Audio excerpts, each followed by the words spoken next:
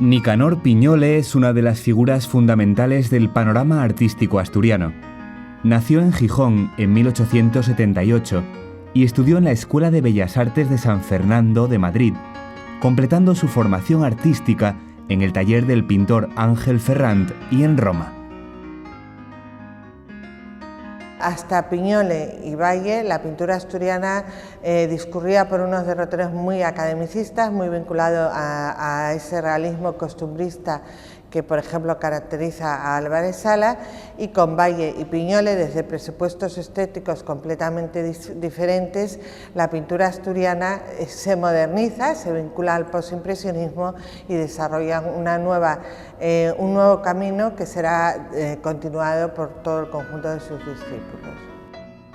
El Museo Nicanor Piñole, que se encuentra en la céntrica Plaza de Europa de Gijón, se inauguró en 1991, 13 años después de la muerte del pintor.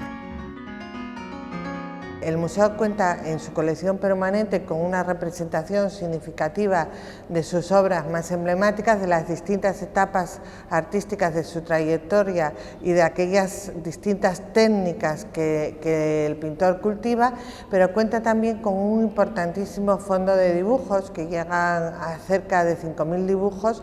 que nos permiten conocer en profundidad el proceso creativo, las inquietudes estéticas, el método de trabajo del artista. A continuación nos detenemos en dos cuadros concretos, Corpus en Carreño y Bazar o Vida Gris,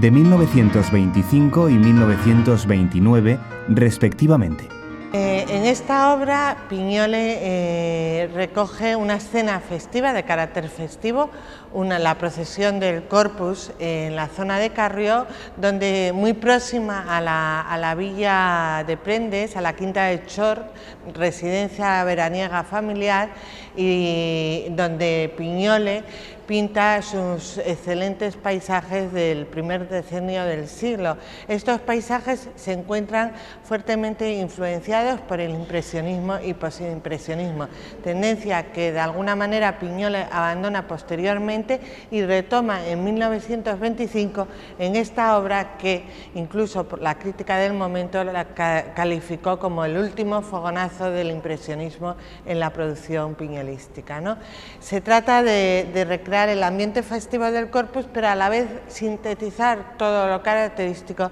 de la vida rural en Asturias. Por un lado tenemos el elemento festivo, que como decía es la procesión, con el palio, que crea un elemento de luz que centra la atención en esa procesión que desfila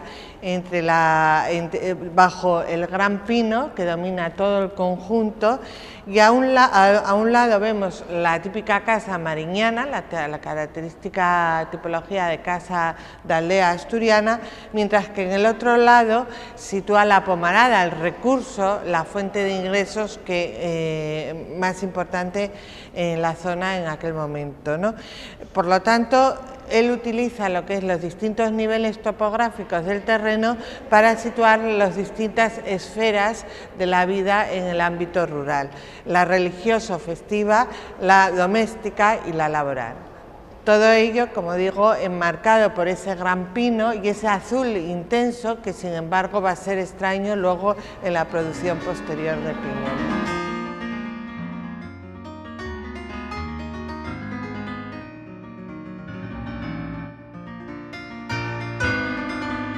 Dentro de la colección del museo, a mí me parece una obra muy interesante esta que tenemos aquí, que se titula Bazar o Vida Gris. Es una obra de reciente adquisición.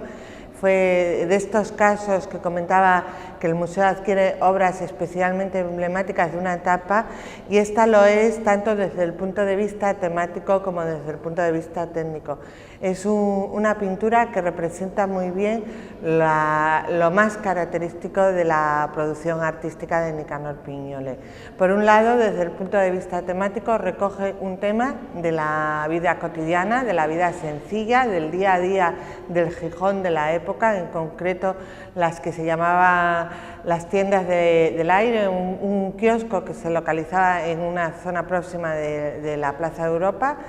en donde vemos por un lado a la mujer absorta en sus labores, abstraída, mientras que los dos niños establecen un diálogo con las miradas que se entrecruzan, pero se mantienen al margen de ese mundo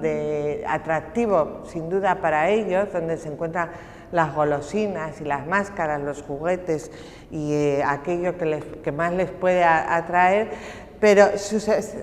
radicalmente separado de ese mundo por esta verja que irrumpe en la composición y la cruza de lado a lado, lo que ya nos sitúa la obra en dos planos, el infantil y al otro lado de la verja ese mundo de ensoñación y de admiración